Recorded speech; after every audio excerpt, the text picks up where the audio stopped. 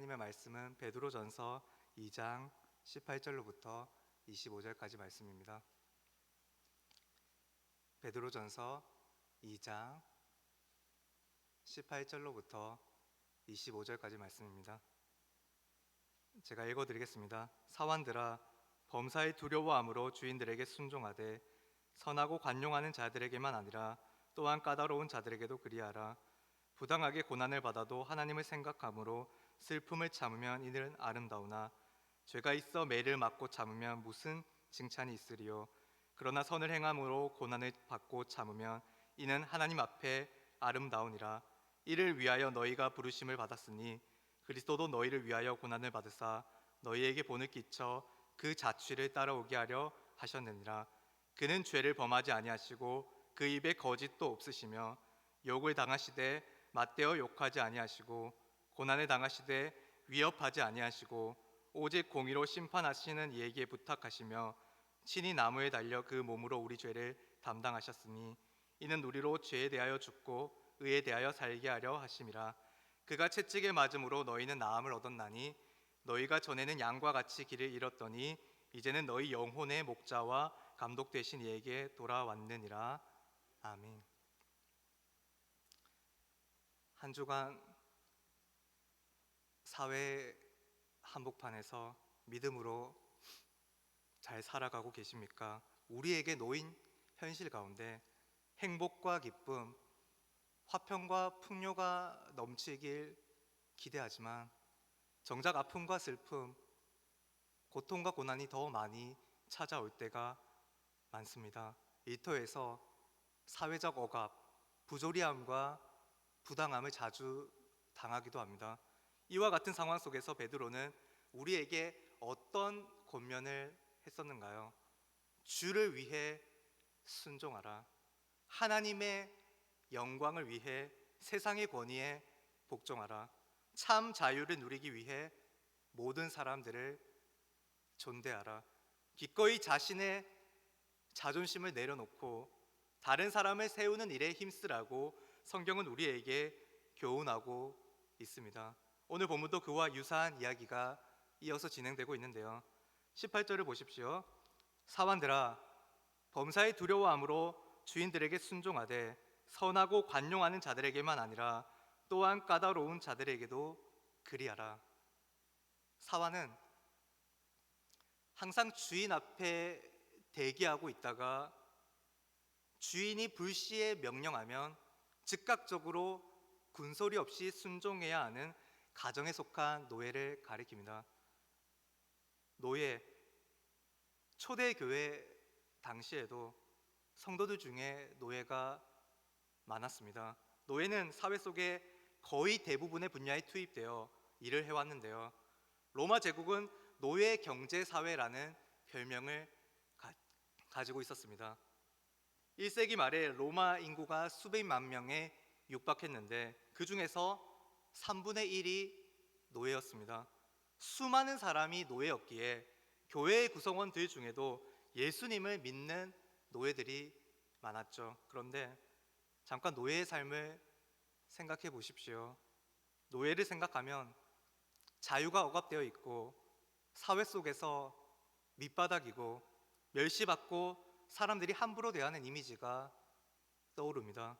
물론 노예도 교회 공동체 내에서는 차별 없는 하나님의 사랑을 받은 하나님의 소유가 된 백성, 하나님의 자녀요. 말씀과 기도, 성령으로 충만하여 하나님을 마음껏 예배하는 성도였습니다. 하지만 주일이 지나고 평일의 삶, 일상의 삶으로 돌아가면 어떻게 되죠? 다시금 비참한 현실, 인권을 보장받지 못하는 삶, 경제적인 자유를 마음껏 누리지 못하는 삶이 이들에게 찾아왔습니다. 이상과 현실의 괴리가 느껴지게 만드는 두 개의 인생이 일주일마다 반복되었습니다. 주일에는 하나님의 자녀, 평일에는 주인의 노예. 이게 합당한 삶인가요? 주인의 명령에 몸이 먼저 움직이는 몸종인 사환에게 베드로는 뭐라고 권면하고 있나요? 범사에 두려워함으로 선한 주인이나 성질이 고약한 주인에게도 순종하라고 말하고 있습니다. 범사에 두려워한다는 건 세상의 권위 위에 있는 하나님의 주권을 인정하고 두려워함으로 자신에게 주어진 노예로서의 책임을 다하라는 말입니다. 어떤 성격의 주인에게든 불쾌함을 일으키지 않도록 최선을 다해야 합니다. 19절에서 일하면서 부당하게 고난을 당하도 하나님을 생각하면서 잘 인내하면 이는 아름답다고 표현하고 있습니다. 아름답다는 표현은 다른 말로 하면 은혜롭다는 표현입니다. 고난 가운데 자신을 향한 하나님의 보호와 사랑, 하나님의 구원과 영광을 기억한다면 이는 하나님이 직접 그 인생을 터치한다는 것입니다.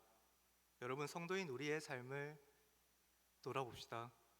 주일에 뜨겁게 하나님을 찬양하고 예배한 뒤 평일의 삶으로 돌아갔을 때 마주하는 현실이 아름답나요? 우리를 욕하고 비방하고 우리를 무너지게 만들고 우리를 고난에 빠뜨리는 요소가 곳곳에 나타납니다. 이때 우리는 오직 하나님만이 주실 수 있는 은혜를 바라보아야 합니다. 하나님의 은혜가 머무르는 자리가 아름답기 때문입니다. 도덕적이냐, 윤리적이냐, 복종이냐, 반역이냐, 이런 물음표들 속에서 우리가 나아가야 할 지점은 은혜의 차원입니다. 사완은 어떤 한 가정의 종입니다. 21절부터 24절까지의 말씀은 이 사완을 누구로 치환하고 있습니까? 이 땅에 종으로 오신, 섬기러 오신 예수 그리스도로 치환하고 있습니다. 사완의 고난은 그리스도의 고난으로 대치가 됩니다. 21절을 보면 그리스도가 우리를 위하여 고난을 당하셨고 우리가 그 자취를 따라가야 한다고 말씀하고 있습니다. 그리스도의 고난은 어떤 고난이셨나요? 그리스도는 이 땅에 와서 어떻게 행동하셨는가요? 예수님은 참고 견디셨습니다. 당시 사람들은 군사적으로 혁명을 일으킬 메시아를 기다려왔습니다. 이스라엘의 왕이 나타나 로마 제국의 압제로부터 탈출시켜주며 노예적 삶, 가난한 삶, 부당한 삶으로부터 벗어나게 해주리라 믿었습니다. 예수님은 어떻게 하셨나요? 세상 권세 앞에 칼을 드셨나요? 세상 권위 앞에 아우성을 내셨나요? 조롱하고 핍박하는 자들에게 천재지변의 재해를 일으키셨나요?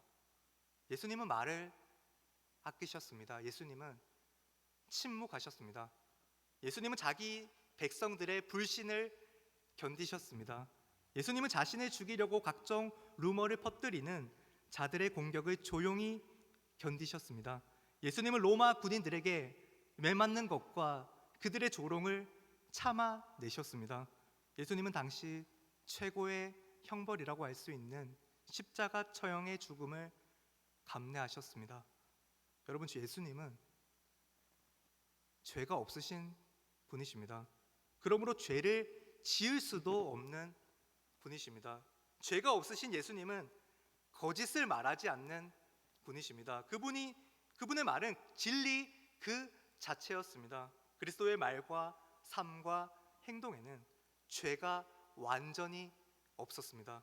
그런데 죄와 상관없으신 분이 이 땅에서 어떤 일을 당하셨나요? 모욕을 당하셨습니다. 악담을 들었습니다. 폭력의 피해자가 되셨습니다. 거짓 증언에 의해 재판장에 오르셨습니다. 그때 예수님께서는 원수된 자들을 보복하거나 권능으로 위협하지 않으셨습니다.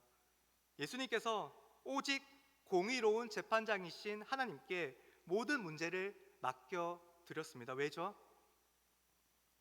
하나님께서 궁극적으로 모든 잘못된 일, 부당한 일, 고난을 바로 잡으실 것임을 확신하셨기 때문입니다. 그래서 십자가 위에서 우리의 죄를 담당하실 수 있으셨습니다.